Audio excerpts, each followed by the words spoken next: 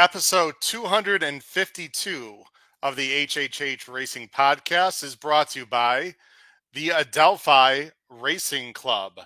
If you're interested in joining a group of like-minded individuals and having a truly interactive ownership experience, we are the right fit for you.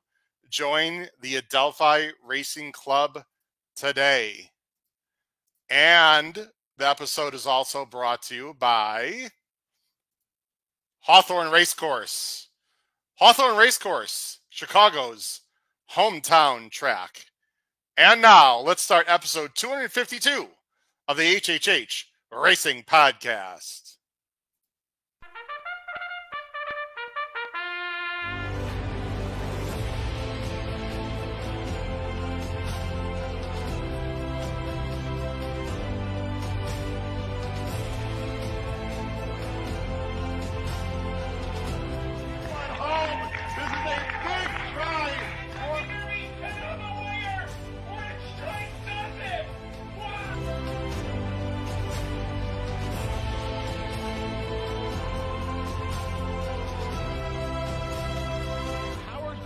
If you have not followed his Triple H Horse Racing podcast, you're missing out. It's one of the best podcasts in the country.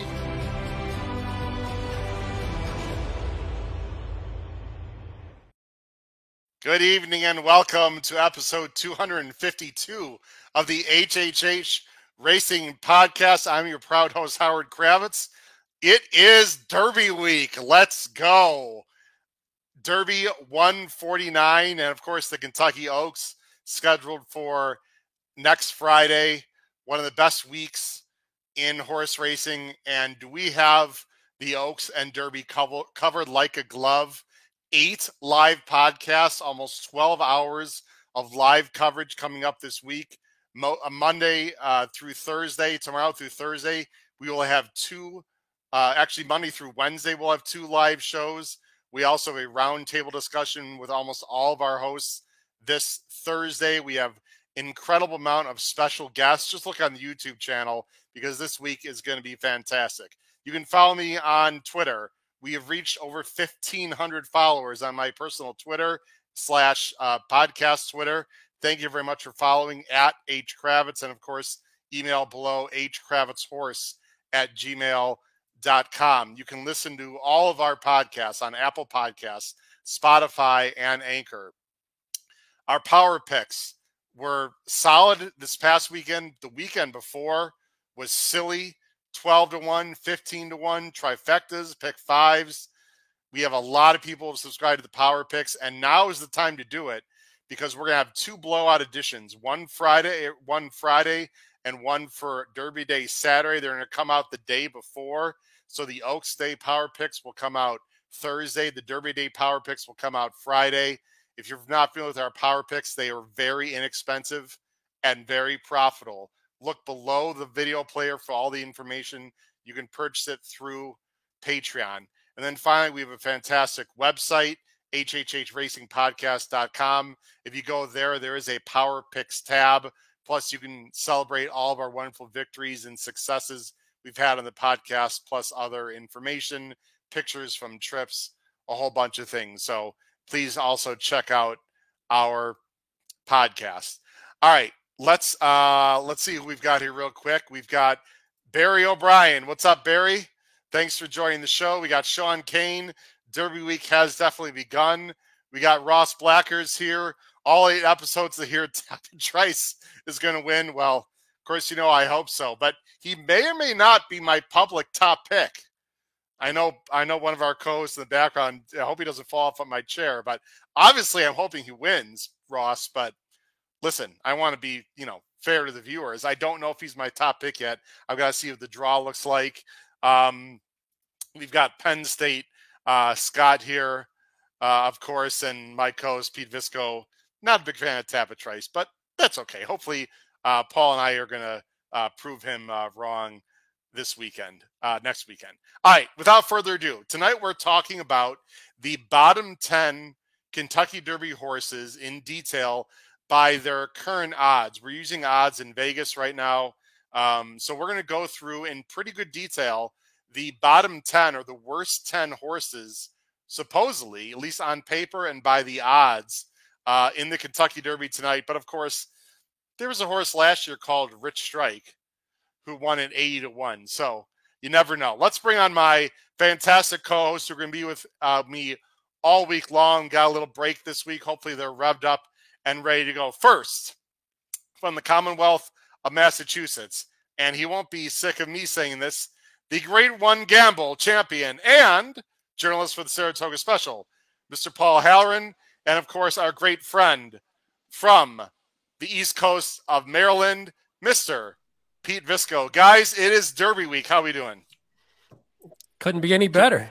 Never, terrific. Right, Paul? I mean, it's fantastic. Right? Pete's got Big Brown going. I got Night Brown going. We got some Derby winners. Let's go. An HC hat and the BCBC. And Paul, I see you're Derby bound. I think most people know. But I should say we officially have a media credential to the Kentucky Derby, so I will be going. And that's very exciting. It'll be my first Kentucky Derby. Paul, I know we're going to have dinner Friday night, it looks like, and we're going to see plenty of each other. Although we're going to be covering different things this weekend. It's going to be very exciting, Paul. Yes, I'm looking forward to it. It's my first trip as well. I've never been to the Derby, and I figured my first trip to Kentucky ever 2 weeks ago went so well, I'll go right back. So, no reason to stay away from the Commonwealth of Kentucky. I'm not sure. Well, actually, I was going to say I don't know how the Derby can top what happened in Keeneland, but I can think of two horses that win. Not in this necessarily order. Tapatrace and Cody's Wish. How about that? Correct. Yes, we will be. The plan is to spend most of Derby Day with Cody and his family as I continue on this book project of mine. So, yes. And Wednesday, which is the day I'm traveling, is Cody's Wish's birthday. So hopefully Thursday morning, when I'm there for morning workouts, I will get a chance to wish him a happy birthday in person. That would be very cool. Team Bitcoin says, if Confidence Game is included in this bottom 10, I'm tuning out. Now, Team Bitcoin, let's make this clear. And Pete and Paul, we want to make this clear for everyone. These are not our predictions of who's going to finish 11 through 20. These are simply the bottom 10 horses, Pete, by the current odds in Vegas right now. So these are not our opinions of who's going to finish the bottom 10. We should make that very clear right off the top. Yeah, and I mean, we're just using the odds, and Confidence Game, just by coincidence, is not in tonight's show anyway. So regardless, you don't have to worry about tuning out. But yes, we're just using the odds because it's just an easier way to just go from bottom up and talk through it that way. So we did the same thing last year, and it worked pretty well. Yeah, I think it did work very well. We also have Ross Blacker. Speaking of Rich Strike, are you guys going to handicap the AEs? I know I did not last year. A lot of people didn't look. Talk about AE. I mean, that was AAE. I mean, that was way last second. Skinner got in, as we all know. Will he be in our discussion today? Let's just hold off on that, co-host, and we'll let people know as we go along. The next one up, Paul, is Cyclone Mischief. And chance of him getting in, I mean, I'd say 25-30%. I mean, there could be a defection this week. Probably not, but there certainly could be. Yeah, well, remember, Rich Strike got in at 9 o'clock Friday morning, right under the deadline. So it's not, he doesn't have to get in by the post position draw tomorrow afternoon. He's got all week. And, I think Dale Romans is handling it right. He doesn't want to root for someone to have to scratch, but he's ready to go. I mean, I would like to see the horse in as more of a pace presence. I don't think the horse has any possible chance he could win the race. But I certainly would love to see Dale Romans win a Kentucky Derby. I could tell you that much. Yeah, and I would love to see him get in too, although I think there's more pace in this Derby than people are suggesting. But we got plenty of time all week to talk about that. Last thing, guys, that I have to mention as we start off our Derby shows this week, I just wanted to give a huge thank you for all your love and support, for the comments on the video. My story video that I sent out. I got a lot of real positive feedback, not only below the video player, guys, but also in personal emails. It touched a lot of people's hearts. A lot of people can empathize with some of the tough times and good times we go through in our lives, and I was pretty candid on that video. So I just want to shout out to everyone who commented on my story video, and glad everyone enjoyed it. All right, guys, let's get into it. We're going to cover again We're going to go in reverse chronological order. So we're going to go with number 20. And guys, here's what I want to do. Not only are we going to show the PPs of the horses, but Pete and Paul, for every horse, I want to get your opinion on where you think the horse might finish, like within range of the top 4. Now, obviously, it only pays out to 3, on the board. But the 4th horse can be important because people are going to be playing a superfecta. I know someone who's playing a fairly large superfecta this year in the Derby. So we should mention if any of these horses could finish in the super, where they might finish. And also, I'd like to get your opinion on what odds you think they might be come post time. Now, I know we still have to, the post draws tomorrow at 2:00 Eastern. They're going to draw the Oaks first and then the Derby. So that may have an effect on the odds that you or I would put them at, but probably not a lot. I mean, there's a few horses that like Tapatrice, for example, if he draws inside, that might be an issue, etc. So anyway, where the horse might finish in the top 4, guys, and also the post-time odds or our guest. Are we going to rock and roll on this year's Derby? All right, guys, let me go ahead and turn the the scrolling banner off here. Let me go ahead. The first horse that we are going to look at, and if I look to the right, guys, quite a bit, it's because I have the PPs. But unfortunately, the PPs that I have are in order of points, and they're not alphabetical, and we obviously don't have post position numbers. So it might take me a second to look through those. But let me just go ahead and make this a little bit. No, that's too big. All right, here we go. The number 20 horse, according to the odds in Vegas. I go and share my screen right now. Here we go. Is Sun Thunder. Sun Thunder right now in Vegas is somewhere around 55, 60 to 1. I think this horse will probably be a lot shorter than that. Sun Thunder is trained by Ken McPeek. You see the breeding there. Has been mainly in the Fairgrounds Trail and then ran the Bluegrass. Pete, we're going to get your opinion first on Sun Thunder. Sure. So I guess from my opinion on the horse as a whole, I would say I think this is a horse that I think people are going to look at as potentially what you're talking about, maybe a horse who could clunk up late for maybe that 3rd or 4th spot at a huge price. And especially if you're a fan, a lot of people are a fan of the Bluegrass. Obviously, you Tapatrice lovers are a fan of the Bluegrass, but a lot of people thought it was a pretty impressive race. It was a fast race. So the fact that he finished 4th and, he's just a horse that comes from behind, looks like on paper he might be able to handle the distance. I think this could be a popular horse for that top 4. For me, not necessarily. I just look at him and think he's probably a little too slow. And if you look at the 2 races, if you look 3 back and even 2 back, but the last race in the Bluegrass and 3 back in the Risen Star, he's just broke really, really slow. And in many of his races, he just breaks really, really slow. Now, if he does that, I don't think he's talented enough to sit in, 18th, 19th, 17th and work out a trip and close into a race where there's just a lot better closers than him who I think will get the jump on him.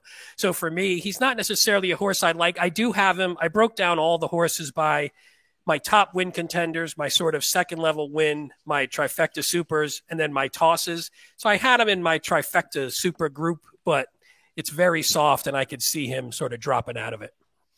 Paul, Ken McPeek is known for getting some bombs in the money with closers. I believe Golden Soul, I think, was McPeek, and we've seen over the years. The problem I have, and Pete hit it on the head, is not only this horse is slow, but it doesn't look like this is going to be a pace meltdown. I don't see it with this horse. I'll let you give your opinion, and I'll give my final opinion on Sun Thunder, Paul. Yeah, I think he might be a little better than he looks on paper. The Bluegrass, as Pete mentioned, was a premier prep for this race, as we know. Actually, people who do their own figures, I was listening to a podcast today with Paul Matisse and Sean Borman, both of whom are professional gamblers, both of whom who do their own figures. That was a great pod, Paul. I really was, Pete. Yeah. And they both agree that the Bluegrass was the fastest U.S. prep for this race. But anyway, the Louisiana Derby, this horse didn't close, but, Kingsbarn walked around. There was no one closing there. The Risen Star turns out to be a pretty decent race with Angel of Empire looking like he has a chance in the Derby, and two Phils coming back to run the Monster and the Jeff Ruby. So, yeah, I have, similar to Pete, I have a ABC grid that I did last week that I made one tweak to, and I'll make my final tweaks after tomorrow. That's strictly to win the race, strictly for horizontal purposes. Sun Thunder is not. I have 10 of the 20 in my ABC. Sun Thunder is not one of the 10. However, as Pete mentioned, he will be at the bottom of my vertical plays. My opinion, guys, I mean, you look at the Angel of Empire race, you're like, wow, this, and I think, Pete, you and I were interested in this horse a little bit in that race, if not on the Power Picks, I know on the show. And if you think Angel of Empire is one of the top choices, which I know you believe and I believe, I think Paul also believes, that one race puts Sun Thunder in the mix. But, I don't see it on the win end or place. I think this horse could be third or fourth. I have him fourth at best right now. And the other thing we should mention, I want to go full screen on this, guys. Because of last year, I'm just going to say right now, I don't think any horse is going to be above 50-1. And these odds that we're giving out tonight are the odds in Vegas. I almost guarantee all the odds are going to be lower at post time than what we're saying. There's just everyone and their uncle is going to say, oh, look what happened last year. And Paul and Pete, I'm assuming you feel the same way I do. That was Haley's Comet. That was an aberration. If people want to think all these 40, 50, 61 shots can win or come second, I'd be happy about that, Pete, because that'd be better for my horses. So I think it's very much stinking thinking if people start adjusting just because of what happened last year, which was just bizarre and weird. Yeah, I agree. And you're probably right in terms of how the odds are going to look. And I don't really care about it in terms of these bottom horses, but you do care about it if they're taking money and some of the horses that you actually think are win contenders float up higher than they should. And that's what we're hoping for. We're hoping that some of this money goes to the bottom horses who we think have no shot to win, and it floats up some of the horses we actually do think have a good chance to win. Brian Hernandez, by the way, I'm going to talk about the mounts also. He's sort of like the Borrell, Calvin Borrell too. I mean, he loves to save ground on the inside. I have a feeling Sun Thunder will be saving a lot of ground and then trying to swing out, and we'll see what happens. All right, guys, let's move. Sorry, Pete, your odds on post-time odds guess on Sun Thunder. I don't know. I'd probably go, not taking too much consideration to the rich strike factor, I'd probably go around 50. I mean, I can't see, this horse is pretty long to me. I can't see many people thinking this horse has a win shot unless you're just fooling around with putting money on the bombs. Yeah, I think about 40, 45. Paul, your just real quick thought on his odds at post time. Guess? I think closer to 30. I wouldn't be surprised. Yeah. And that would be crazy low odds to me. Low meaning it should be higher. But anyway, we'll see. All right, guys, let's go on to the next horse. The next horse is one of these Japanese horses, and there's been some very interesting buzz with, some of the way they're working out and whatever. This is the least likely winner by far of the two, at least on paper, and that'd be this horse we're going to bring up right now. This is Continuar. Continuar is 4 for 5 in the money. You can see he's already won about $340,000. The sire de Frong was more of a sprinter. Of course, we all know Giaponti, though. Giaponti was the grandsire, was a fantastic long distance turf horse, and the dam is very long winded also. So this horse can definitely go long by the breeding. That's not the issue. Paul, I'll let you go first. The issue is he seems to be a lot slower than his Japanese counterpart. He's been somewhat competitive in the UAE Derby and the Saudi Derby. It looks like this horse will be coming from the very far back, though, to me. Yeah, I mean, if you're going to take the time to get up every morning and watch the workout show, which I've been doing for the last 8 days, I love it. You got to go with what your eyes see. And anyone who saw Continuar work in company with Derma Sotogake saw, Continuar with about a 3-length head start and lose by about 6. Now, who knows what the intentions were on the respective jockeys, but again, I don't really like either of them, but I guess I could envision a scenario where Derma Sadagake steals it. But if this horse wins, then we might as well walk back to Tokyo for the parade. That would be a very long walk, Pete. Paul, your guess on post time odds for Continuar? Well, having said all of that, because of the Japanese fascination, I think he'll be about. I would say he'd be in the 45 to 50 to 1 range. Pete, does Continuar have a chance to be in the top 4, and what odds do you see him at post time? I agree with Paul in terms of the odds. I mean, obviously, and I guess we should say this as sort of a prerequisite to the conversations is we think obviously any of these horses have a chance because any horse does have a chance and it's the Derby and wild stuff happens. But logically, I would say probably not. Even in the UAE Derby, I just remember watching it and just thinking this horse just sort of sat in that position, didn't necessarily do a ton for me, and was just sort of there and sort of held on, and nobody behind did any sort of running. The 2 wins that this horse has coincidentally are on off tracks. I don't know if there's a reason behind that. I don't know if there's a preference for the off track for this horse or not, but that struck me as something I noticed this morning, actually. I mean, I just think, no, this is a horse to me that's a toss. And if he hits the board or hits the super, then I'm most likely going to lose. Yeah, I think this horse is 4th at best. I might use him in the 4th spot in a super. I think he'll be higher. Did you say the odds, Pete, that you thought he'd be posted? I was around Paul. I was in like again, I'm in the like 50, 60 range with him, I think. But again, the Japanese fascination maybe brings it down. But I think on form, I would go pretty high. And on the workouts as well. I think he's got a good shot to be the highest odds on the board. I know there's Japanese fascination, but this could be the longest shot on the board in the race. That would not surprise me. I suppose something weird could happen. He can finish 4th. If he's in the top 3, I'm just going to lose the Superfecta.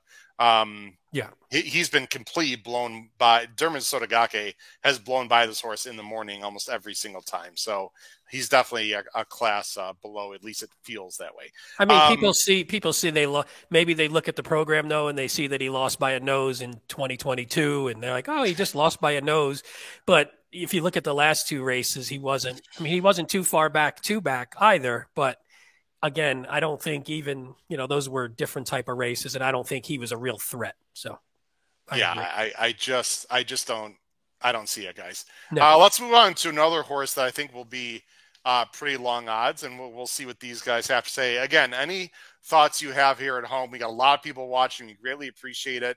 Again, this is the HHH Racing Podcast. We have a lot of live shows starting, of course, tonight here, Sunday through Thursday. Please spread the word. You're going to get all bits of information, not only on the Oaks and the Derby, but the undercard races, the stakes.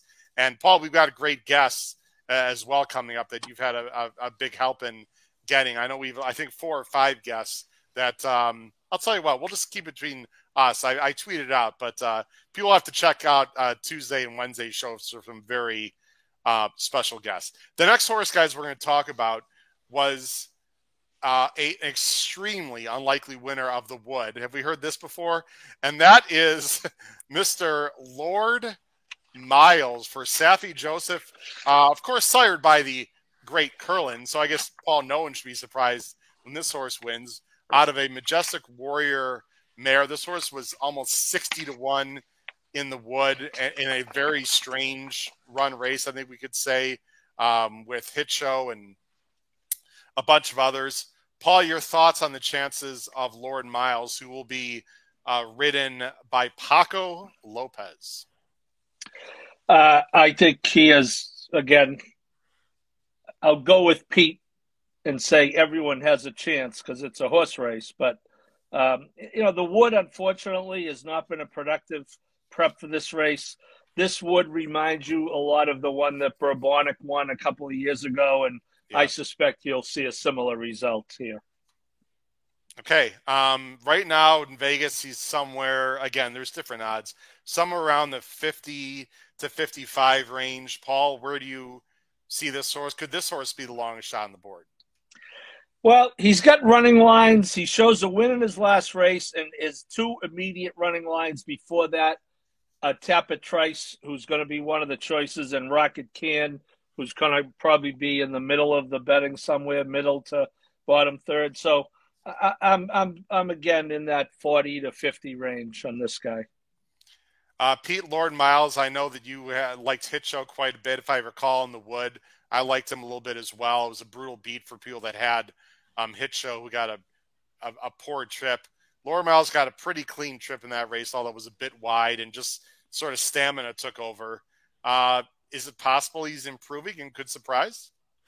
I mean, it's possible. One thing I don't necessarily love usually is when a horse, I mean, you see this horse goes from 63, 61, 64, 79, not that buyers are everything, but just as a point of reference, and then jumps all the way up to a 93.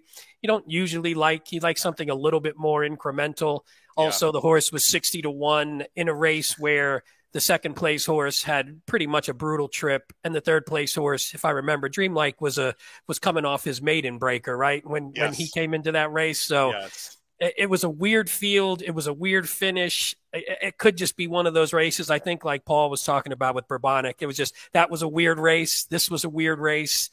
Maybe that looks better to some. I saw that Nick Feldman in the chat mentioned that he would have this horse in the bottom of his verticals. I could see that. He looks like the distance should be no issue. So if you decide to put him third or fourth, I have no problem with it. I don't think for me, if I was doing like my true super or trifecta, not like, hey, I'm throwing all in or I'm throwing like 15 in, this horse wouldn't be in there for me. Yeah, I mean, to me, this horse at best could finish third or fourth, and third is really a stretch, to be honest. But if I was playing like a huge super, like I think I know someone is, I mean, listen, strange horses finish in third. I mean, he is by Curlin. Maybe he's improving. I have respect for horses that are improving. Paco stays on. There's just, there's a lot of horses, guys, that are somewhat similar in this field. I mean, obviously we have standouts, but the standouts aren't really that standout-ish. I mean, so I don't know. I mean, I don't think this horse can be a factor, but, if someone wins this race by 4 or 5 and they're very spread out at the end, could this horse like clunk up in a weird way for third or fourth? I mean, it wouldn't completely shock me. I think he's going to be 45-50-1, one of the longest shots on the board. Although I agree with you, Paul, when people see a 1, as the last number in a 93 and it was in New York, and anyone who's named Miles, we know how that works. And I suppose some people in Europe who are lords might bet this horse too. They've got a lot of money, so I don't know. You can laugh at home, but listen, we've seen crazier shit with the betting. So, my boy Jack was like 8-1 in the Derby and should have been like 30. So, I mean, who the hell knows, guys? All right, let's move on to the next horse I bring us here. The next horse is a horse that I actually sang a song about. If you go back several episodes, no, I will not sing. For you Elton John, I know, for you Elton John fans out there, there's a horse that I liked quite a bit when he won, and I did not like him when he didn't win. And so I've been quite correct about this horse. I've certainly been wrong about many others. And that horse is the Bill Mott trained Rocket Can, who has 7 lifetime starts. You can see that he won the Holy Bull, but it was only in 82. Pete, we'll go to you first. Rocket Can is approximately, again, like 45-50-1 right now in Vegas. Junior Alvarado will keep the mount. He knows this horse very well. Where do you see Rocket Can, who, by the way, Pete, let me put us all on screen, is going to wear blinkers in the Derby, and was a bit headstrong in the last workout I saw, I believe yesterday morning. Today. It was today. Today? Okay. I think this horse might show more speed based on all that, Pete. Will it matter? Who knows? Your thoughts, Pete Visco, on Rocket Can? I mean, he's not one that I'm necessarily into. I think I like the horse. I like the horse overall. I think he's one of those solid, Midwestern Derby kind of horses at some point, depending on who goes. So I think he's a decent horse. I mean, people will look at it and see 2 back. Hey, he finished second to Forte, who's the favorite. He didn't run that well in the Arkansas Derby. I mean, he finishes fourth, losing by 4, but I thought it was a pretty poor effort, just meaning he had a decent enough trip to where he should have made a little bit more noise and just couldn't. And he just doesn't seem to necessarily be getting any better. And even his top 2 back, he sat close to the pace, which I don't know if he'll be able to do. I don't know if maybe with the blinkers on, again, one thing you don't like, nobody really likes a big equipment change going into a race like this. I mean, that's something you usually try in the prep to see if it works. So if they're looking for this horse to just be closer, great. I like the more horses close to the pace, the better. So I like Jimmy's comment. That's what I'm talking about, Jimmy. Win the Iowa Derby. There's plenty of money out there for a 3-year-old Speed, though. I mean, and I agree. I think it's a good horse, and we can't judge all these horses on how we think of them in the Derby. You could be a good horse and be not in contention for the Derby. I mean, shoot, there's going to be some good horses in here who finish 10th and beyond, and they're probably pretty good horses. So this one, he's just not for me. I don't see the trip he gets that's going to keep him in the mix, and I don't see him having a big enough kick late to make any sort of headway in the stretch. When, again, I just think there's better horses that do what he does, and they're going to do it better than him. Yeah, we all love to own a horse like this. Post-time odds, guess, Pete? I'm going to go probably 35-ish, maybe 35, 40. Paul, your thoughts on Rocket Can? Boy, Howard, this is really conflicting for me. I like Frank Fletcher a lot. I was at the Holy Bull. The horse ran very well. He ran extremely well in the Fountain of Youth. He did not pack it in after being passed by the horse who's going to be the Derby favorite, Forte. I saw a lengthy interview with Frank that Jenny Reese did out in Arkansas. You know, he brought this horse to Arkansas. We talked about it on the show. Frank is an Arkansas guy, and you might think he may want to win the Arkansas Derby as badly as he'd like to win the Kentucky Derby. He said that they would not run in the Derby if the horse didn't run a good race. The horse did not run a good race. He was favored. He ran a non-threatening 4th. Now he's in the middle of the points. They have enough points. But having said all of that, Bill Mott has a spring in his step. If you watch any interviews with him this week, and the deal with Mott is when he's loose, his horses are usually live. So I'll tell you what, I would love almost more than anything for Junior Alvarado to win the Kentucky Derby. I don't think this horse will win. I do think he can get 1.25 miles. I don't think he's going to lose because of the distance. I don't think he's going to finish last, with respect to our good friend Nick Feldman. I think the horse is decent. I think he's more a middle of the pack type for me. But I do think it'd be closer to 25-1 than 50. So, well, another point I want to make, and again, I believe you guys would agree at this point. Let's just say this on day 1 of our podcast for the week. Almost every trainer, guys, is going to say their horse is looking great, feeling good, working like a train. You know, it can get the distance. I mean, look, they're all going to be positive, right? You can't, I don't listen to a lot of that crap, guys. I watch the workouts in the morning. I take some of it, you know, into consideration, some of it, if something's glaring. Guys, I got to look at what I see on the paper and what I've seen in the visuals. We've been covering these horses for 6 months, basically. And so I just don't want people at home that are listening or watching thinking, oh, and I'm not being disrespectful to what you said about Mott, Paul, because I have a ton of respect for Mott, but we all know they're all talking a good game right now, right? No one's going to say the horse looks like crap. No one's going to say the horse might not run. I mean, they all look great, right? You're missing the point. The point is, watch Cox this week, all his interviews. Regardless of what he's saying, it's the same demeanor. Pletcher, it's the same demeanor. Mott, for him, has been especially loose. Okay. Look, take it for what it's worth. I'm not saying the horse is going to win. Yeah. I'm saying that I have conflicting feelings on it, probably a little too much of my heart than my head.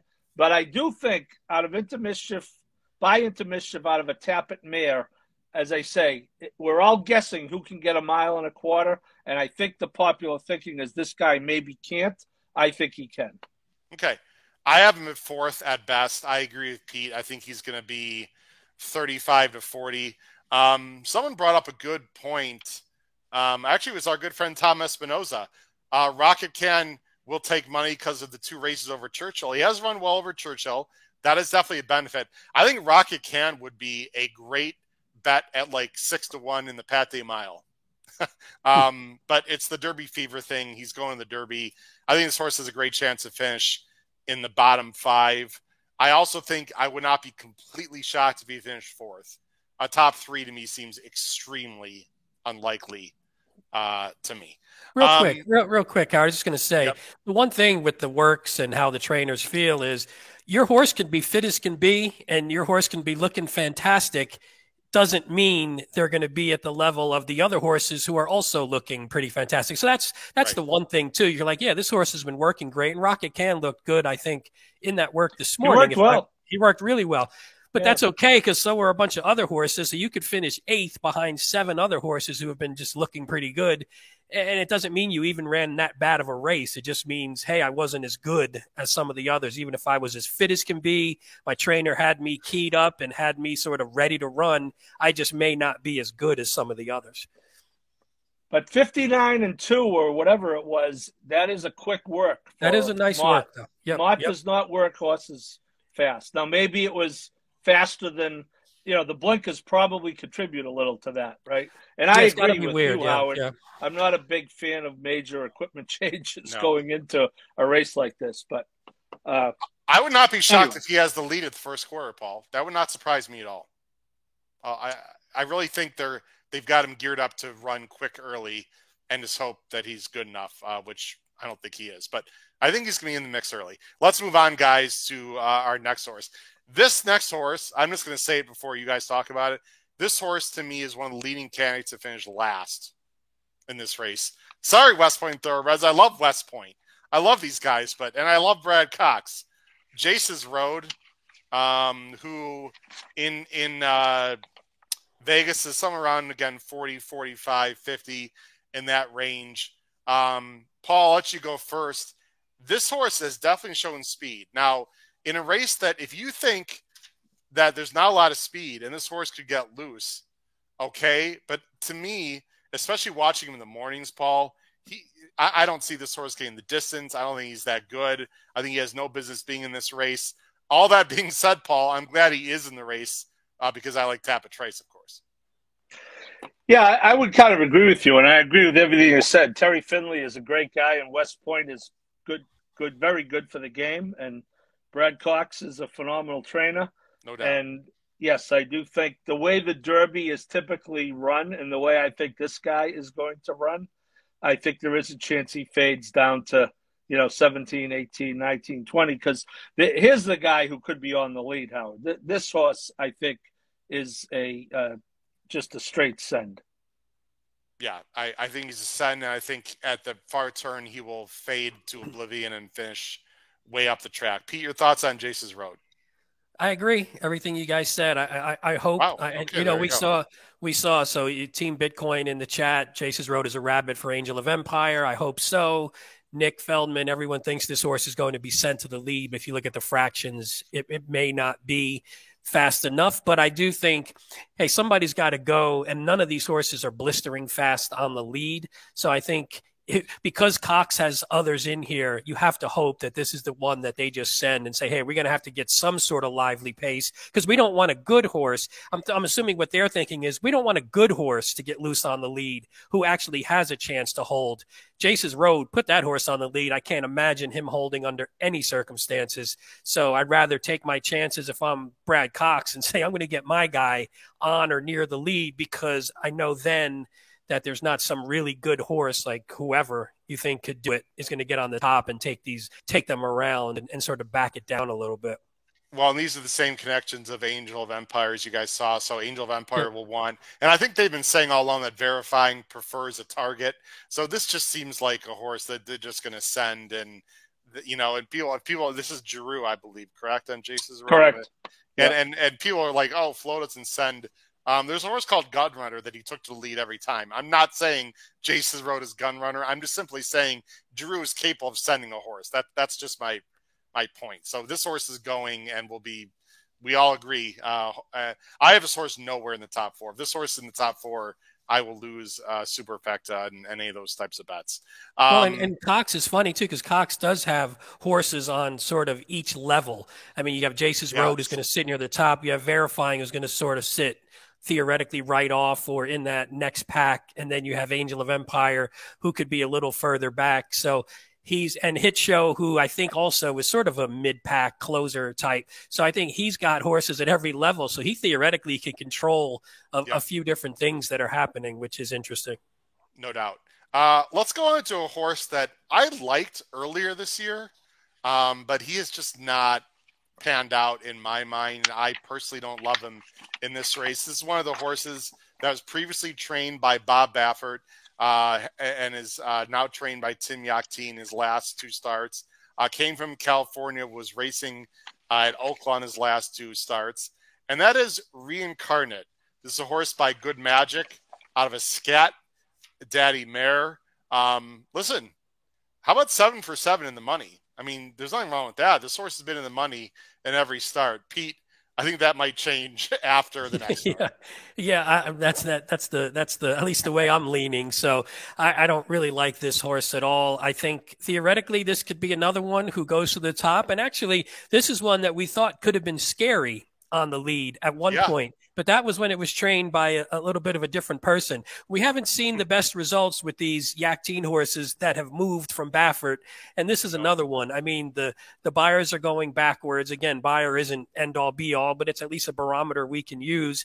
He was really bad, I thought, in the last race, even though he finished 3rd, just because he had a really pretty easy trip. I mean, 2 back, he's the one where he had a pretty rough trip, and actually people looked at that and went, wow, he has a new dimension. He claimed him off the pace. He sort of battled against the grain, and then he came back and just sort of threw in a bit of a stinker last time. The figures are going backwards. I don't love him getting the distance necessarily. I just don't really like this horse much at all. Derby Knowledge 93. I don't remember seeing you in the chat. Thank you very much for joining the show. He said Reincarnate, it's got choppy strides, has some talent, but no power move, easy to pass in the Derby. Pete, you correctly mentioned 2 back. Paul, he had trouble, legit trouble in the Rebel, losing a confidence game. And I thought the last race was the most telltale sign. I agree with you, Pete.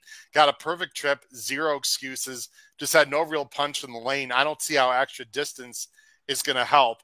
The one thing he does have in his corner, Paul, that I like is Johnny V. I just have a ton of respect for Johnny Velasquez. He knows how to win the Derby. I think this horse will also be up close. Again, I think there are a bunch of horses that will be up close, and I just don't see a 23-4 48 Derby pace. This horse, if he breaks, will go. Yeah, I agree with you, Howard. I liked him a lot in the Arkansas Derby, and I thought he really had no excuse. I mean, he ran 3rd, but who did he really beat? Angel of Empire whooped him, and King Russell, and again, whom did he beat? If Johnny V weren't on him, I wouldn't consider using him anywhere. I guess I'll consider him for the Super and maybe the Try solely because of that. But are we going to have a Good Magic go 1.25 miles? This horse has shown. I don't know. I guess he could pick up pieces, but I think the last race was unspeakably bad. And I don't think you want to come into this race off a really bad prep. The other thing, guys, these California horses can obviously win the Derby, but California in general is speed favoring. I've never thought Churchill's really that speed favoring necessarily. I think it's pretty fair, but it is a very long stretch. These horses that are going to have to adjust to that. I've got him, Paul, I totally agree. Bottom of the Supers at best. I think he can easily be on and near the lead and fade. Vegas has got this horse somewhere around, again, 40, 45. I think it might take a little Johnny V money, though, Paul. I think it could be in the high 20s, low 30s. Wouldn't surprise me. Yeah, he could. But, you got to go all the way back to January for his first win. He's only a grade 3 winner. I don't know. I think he's closer to 40. Johnny V or no Johnny V. Okay, fair enough. Let's go to the next horse, who I think also has a chance to be one of the longest shots in the race. There we're going to find him. This is a Ben Colebrook trained horse by Violence. A lot of breeding on the dam side by Lemon Drop Kid. This is a horse that blew away the field in a very weirdly run Gotham in the Mud, which had a lot of things going on in that race. And that would be this horse on the screen, Raise Cane. $180,000 purchase, has won almost $300,000. Is definitely improving. Race in the Bluegrass, had a wide post, finished even fifth. Pete, we'll go to you first with Raise Cane.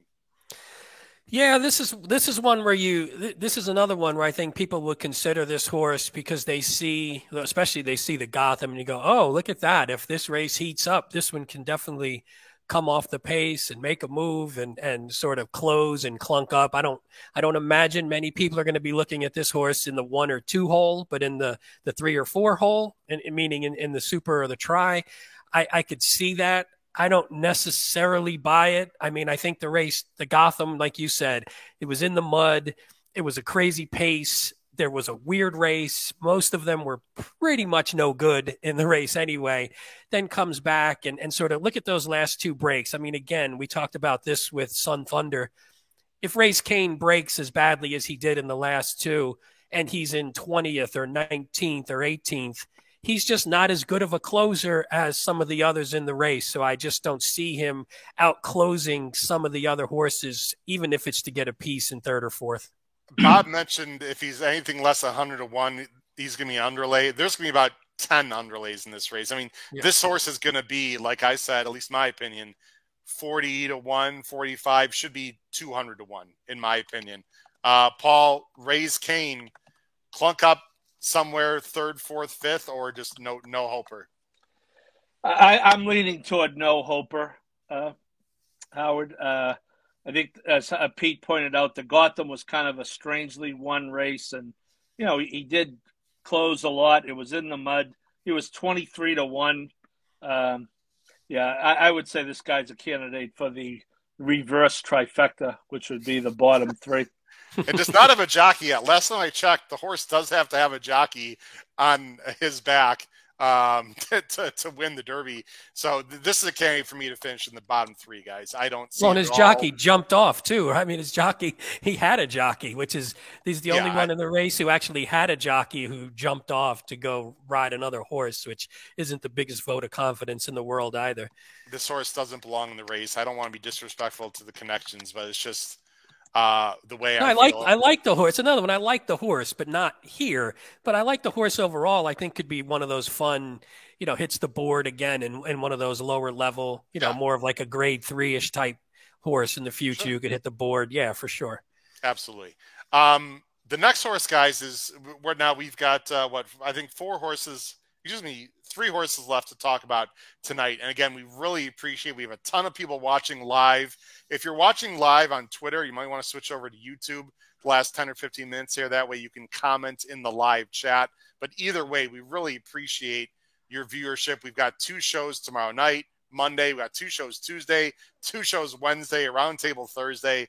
We're going to have it all covered like a glove. The next race next horse is owned by Winchell Thoroughbreds and trained by Steve Asmussen, who's still looking for his first Derby. I've got a ton of respect for these connections. I'm not sure about their entry this year. Paul, we're going to have you first talk about Disarm, who has run several races now in a short period of time.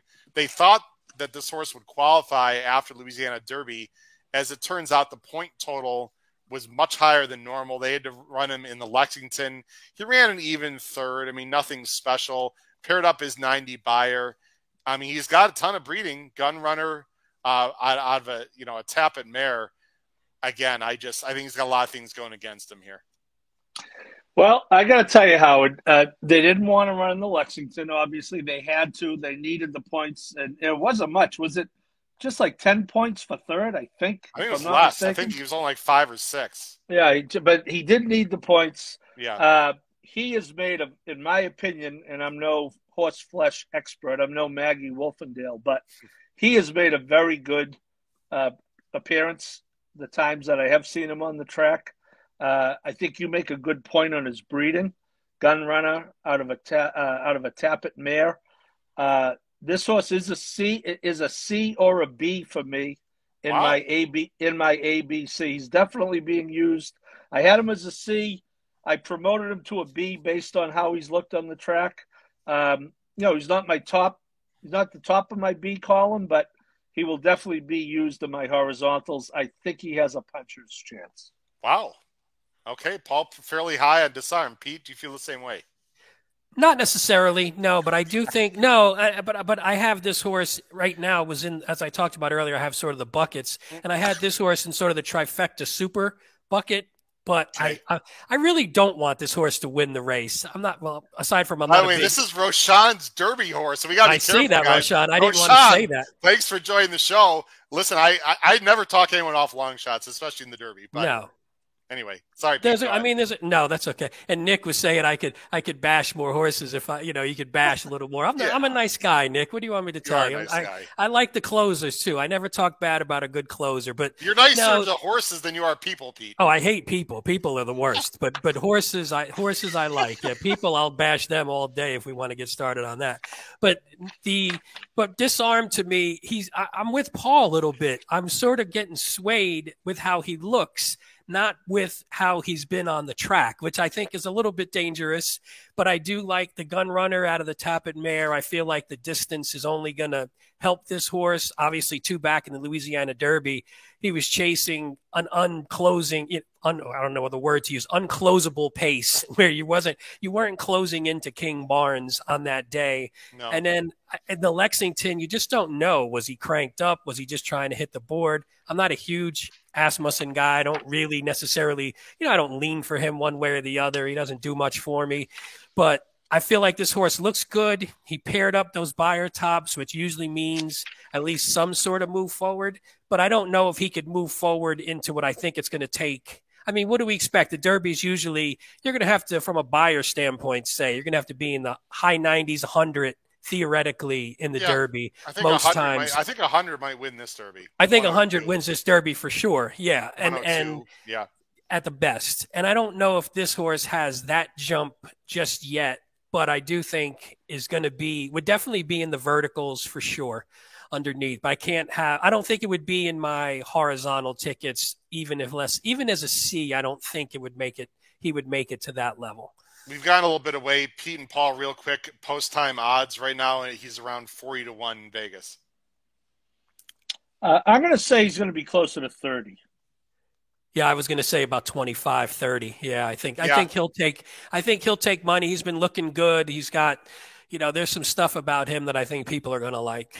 I know people are going to laugh. His name is sort of cool. That's going to matter. There's a lot of money betting this Derby. Our good friend Patrick Hunzel, co-host of Bet and Boozin'. What's up, Patrick? Thinks this horse might be sneaky. Something tells me he'll run huge. My first thought was toss this horse, guys, because just running so many races just is not, together. Then I said maybe fourth. You know what?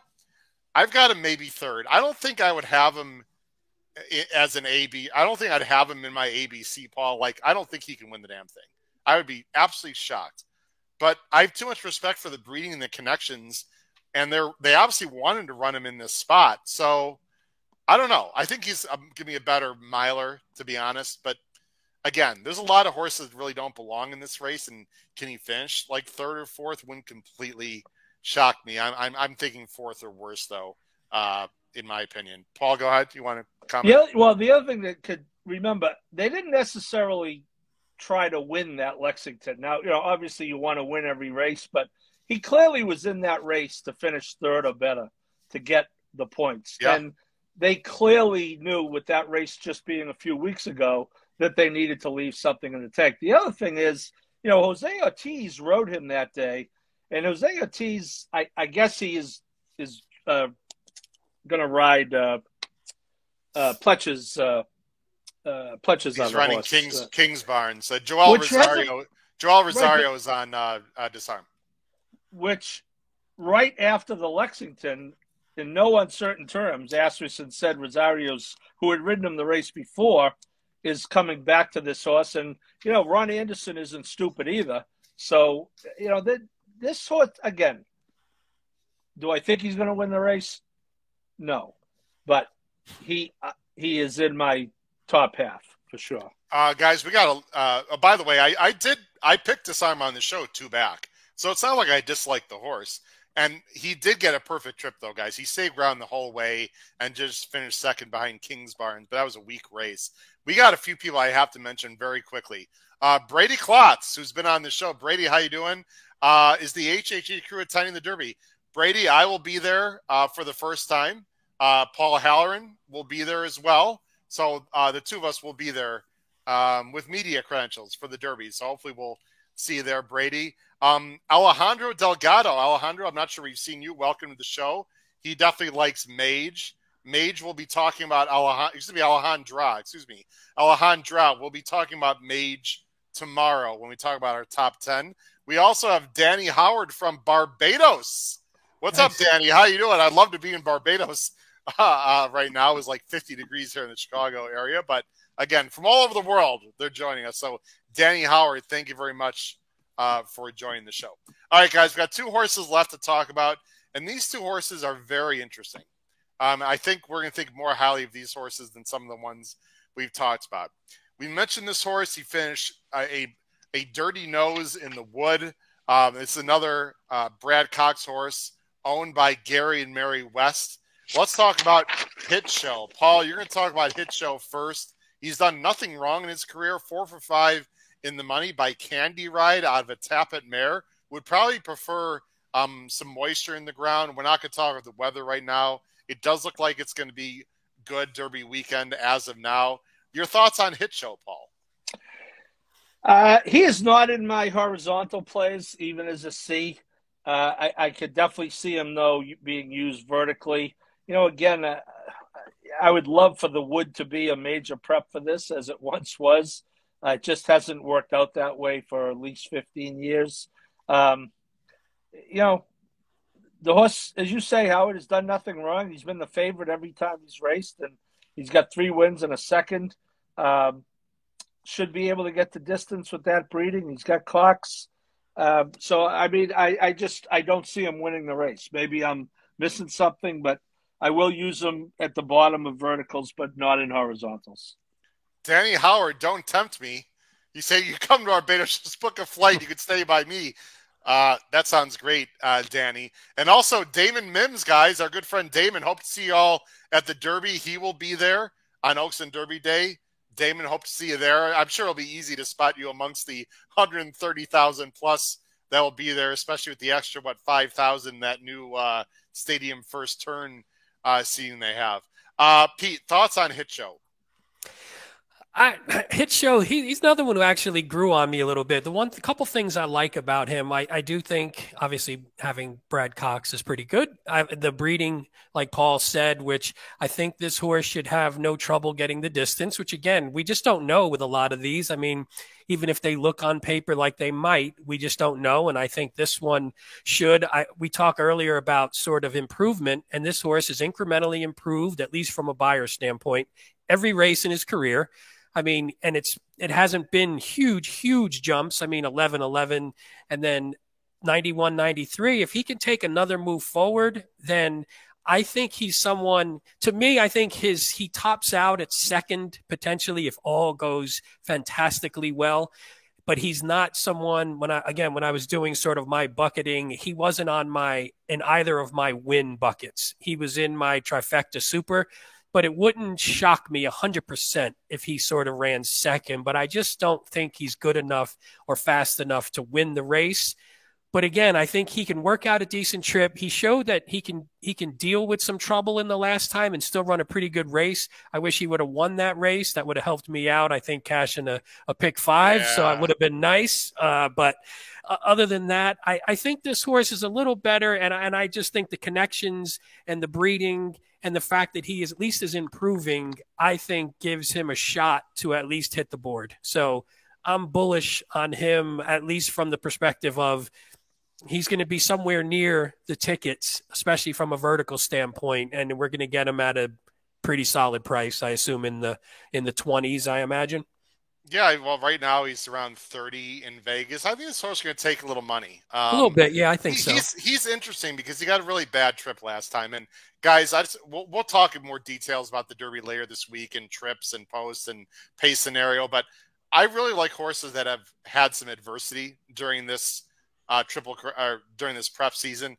You want to talk about adversity? That last race, which I know was brutal for you, Pete, and we all felt bad about your pick 5. He had a brutal trip last time, and these horses with like perfect trips, like time and time again, like a Practical Move, for example, or King's Barnes, I'm just against in general.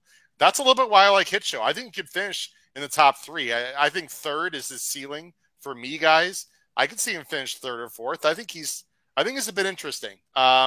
We'll see. And Manny Franco, Paul, as you well know, has been on fire in New York right now. And obviously this race is not New York, but you could do worse than Manny Franco in the Derby because he's just riding lights out right now, Paul.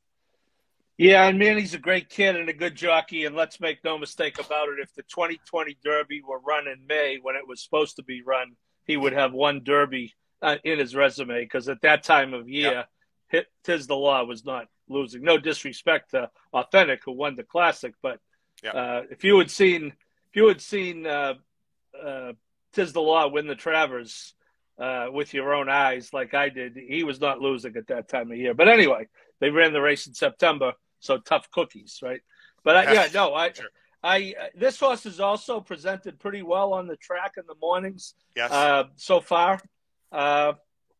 So he looks a little like Tapit Trice, Howard. So maybe we'll have an all gray exacta. Listen, if you told me right now a gray horse was going to win the Derby, I'll take my chances, Paul. People love the grays. All right, we got one more horse to talk about. Again, we were going to try to keep the show around an hour 15. We're right on track, guys. Again, we got big shows coming up all week long. The last horse in the bottom 10, I will say for me, is the highest rated horse that we're going to talk about tonight. And not just because by the, obvious that he's the, 11th best horse by the odds. I just think this horse is absolutely fascinating and has also nothing to do with any kind of hometown buzz. This is a horse trained by Larry Ravelli, a very good, underrated trainer who's known more for getting speed horses out of the gate and has won some big races, but he's really not known as a 2-turn distance guy. This horse is by Hard Spun out of a General Quarters mare, who General Quarters was a very nice long-distance male horse. And the horse we're talking about is 2 fills.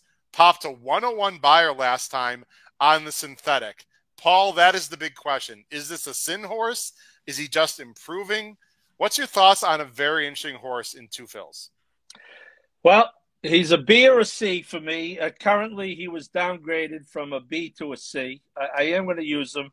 I would hate to have a horse who has an apostrophe S, unnecessary apostrophe.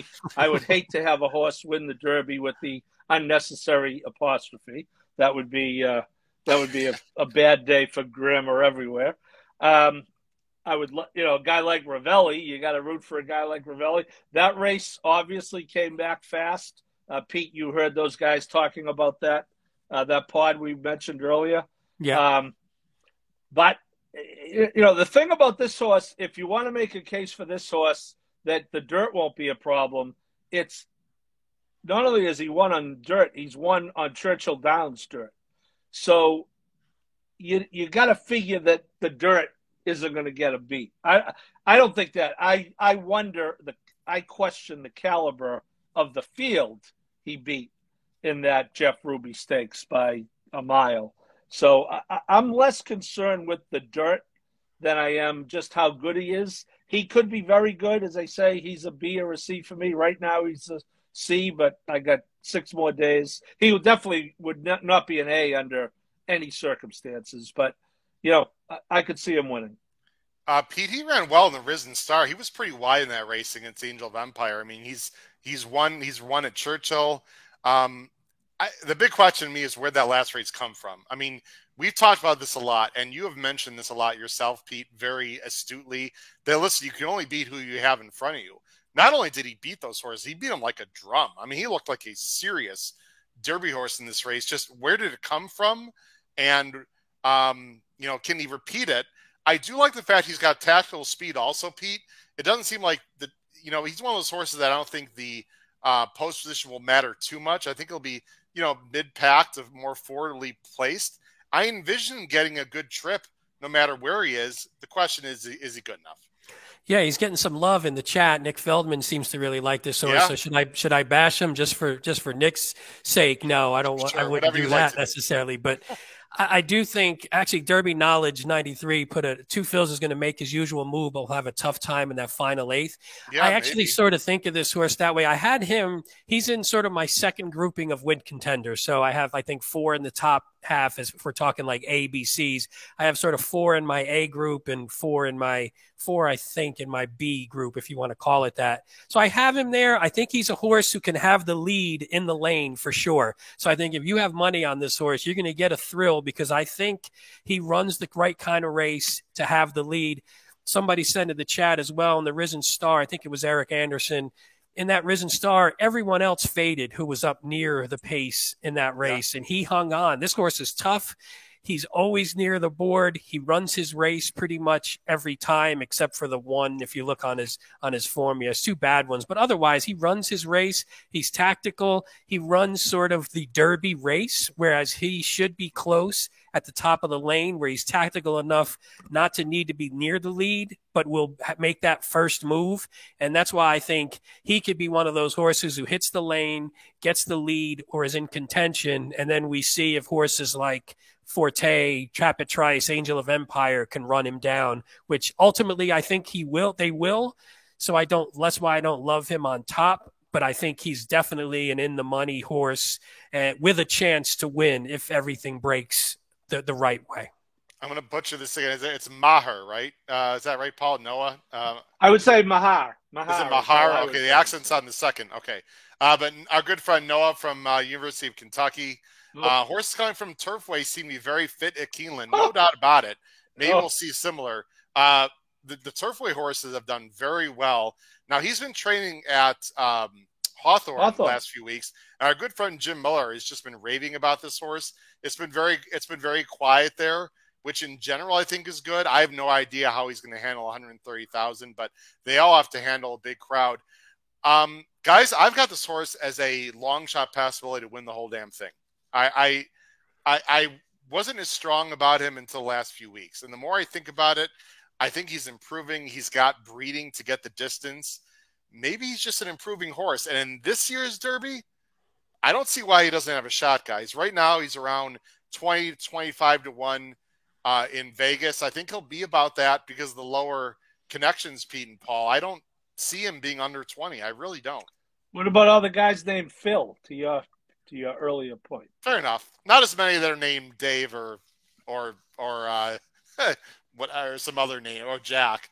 No, you could be. I don't know. I think connections. I think will keep this horse at a decent price, guys. The 101 buyer though might be something that the win by 5, the 101 buyer. And I do think a lot of people, not necessarily, newcomers to the, those once a year bettors, a lot of people you listen to just really like this horse. I mean, we're seeing it in the chat. You hear it if you listen to podcasts, if you watch stuff on TV. I think a lot of people like this horse. I think he's one of the most confusing ones in the race because if you threw out the Jeff Ruby, you would say, oh yeah, he's a good horse to maybe hit the board. Because maybe. And you would say maybe because he's tactical. But if he didn't have that just monster run on the synth, you wouldn't think of him as a win contender theoretically. But so that's what makes him one of the most confusing ones to me. I just don't know what to do. Because I was one who even after the Risen Star was like, man, I just kind of like this horse. I think he can hit the board in the Derby at a monster price. And then he goes and does that in the Jeff Ruby. It's going to bring his price down, and it's going to make a lot of people think he has a chance. Maybe he reverts back to his dirt form, which is good, but I don't think good enough to win the race or even be in the top 2. Well, and Paul, the fairgrounds is a really demanding surface. I've never thought Churchill is demanding. We've seen turf horses run well. It's not as deep a track. And so maybe he'll skip over the ground better. I mean, we'll have to see. I'd like to see him, at least jog over the track and see if we can glean anything from that. But as we end the show, Paul, I'll ask both you guys this question. Will the winner come from any of the horses we discussed tonight, Paul? No. Pete? I hope not, but no.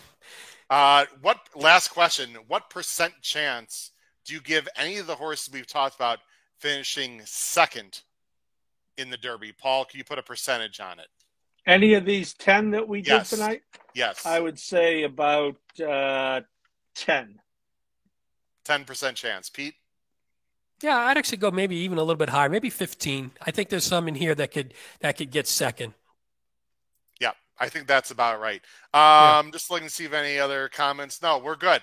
Guys, unless you have anything else to add, I think we're going to wrap up the show there. It's going to be absolutely fascinating tomorrow's schedule. Going off the top of my head, you guys can look on the YouTube channel, of course. Episode 253, our flagship, the three of us here, is going to start at 7 p.m. Eastern. We're going to start a little bit earlier this week. We're going to be talking about the top 10 Derby horses. So if you love a horse that we did not talk about tonight, we'll be definitely talking about that horse tomorrow night. We're also going to talk about our opinions of the post position and any things that we can, any news coming out of the post position draw, because for a few horses for sure, like Tapit Trice, I think post position is going to matter quite a bit. And then Benton and Boozin, guys, I believe it's 9:00 Eastern. I believe Benton and Boozin, and they will be taking their first look at the Oaks. They're going to look at the draw that happened at the Oaks and talk about what pace scenarios they see. It's not going to be a deep dive handicap in the race itself, more just an overlook based on the draw, pace flow, and their general thoughts on the Oaks. Paul and Pete, as we wrap it up, either one of you have anything else you'd like to add? Anything that happened this weekend? I had a brutal beat today. I was hoping to go to the NHC, but I got snipped at the end, which sucks, but I had a pretty good, quiet weekend overall. I didn't do a lot of betting, saving my money for next weekend, guys. Howard, I was just going to say, since we won't be on until after, what if you could pick the post position for our guy, Tapit Trice, tomorrow afternoon? You got the first pick. They used to do that, as you recall. They used to draw. It was for like a 3 or 4 year period. When they drew your number out, you picked your post. So, Howard, there's 20 posts, and I have a number in mind. You pick the post for Tapit Trice right now. I don't have the number in front of me, but I think 5 of the last 11 Derby winners or 12 Derby winners have come from outside 13, believe it or not. So I'll tell you, well, I don't know if I want 20. I would say 15 to 18 would be ideal for me. Just on so there's no auxiliary gate, but I want him the outside, but also, Paul, not only do I want him way out there, I do not want a speed horse just to his outside. That's my other concern, because if there's speed horses who's outside, they're going to come over on him, and that's the time that he might get checked or steadied. So 2 things I'm looking for, Paul: a post outside of 13 or 14, but also I'm hoping there are closers that are breaking to his outside.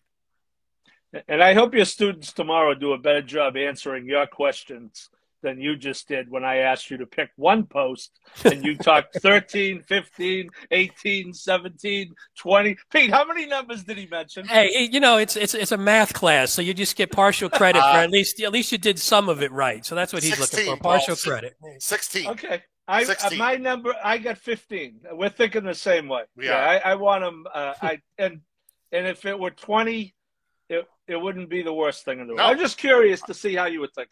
By the way, the Pythagorean theorem has been proven that post 20 is literally only 15 or 16 further distance than post 1.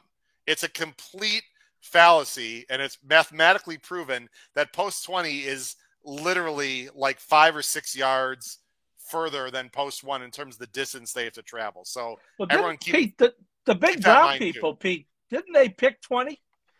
I don't. You know what? I don't. They picked it. I didn't remember them picking it, did they? I mean, I think that might have been one of the years. Now I don't know where they drew, but I know Ricky Dutrow just said, "Screw it, put us out there." Because when when you have the speed and you're just going to blow by everybody, the 20's not bad. Because at least nobody's going to screw with you at that point, unless somebody just jumps out from 19. So I was just curious. I want the 15, Howard. That's all. Okay, Pete. Final thoughts, real quick. I won't say I don't really have anything special. I saw in the chat Eric Anderson was asking when's the Oaks show. Our Oaks show is Tuesday night, 7:00. We're going to go over the late pick 5. We're going to go over the Oaks in depth, and those late pick 5, and then the betting and boozing guys, like we said, will handle the post position draw and some of the pace tactics tomorrow night. But ours will be Tuesday night, so definitely join us for that. And then on Wednesday, we'll do our deep dive where we'll actually give our picks for the Derby and the pick 5 and everything else. So join us for everything. We're going to be on your screen for a lot of hours, a lot of minutes, a lot of races this week. So please join us. Hey, we're not going to give the Oaks short shrift because that's another great race, and it's a fantastic race. Great guests coming on Tuesday night as well. For my wonderful co-hosts Paul Halloran and Pete Visco, this has been your host Howard Kravitz, episode 252 of the HHH Racing Podcast. Thanks for watching tonight. Please spread the word. Go to our YouTube channel or follow me on Twitter for all of our shows coming up, so you can join us every night to talk about the 149th Run for the Roses next weekend, along with the Kentucky Oaks, of course, as well. Take care, everyone. Have a great night. Bye-bye.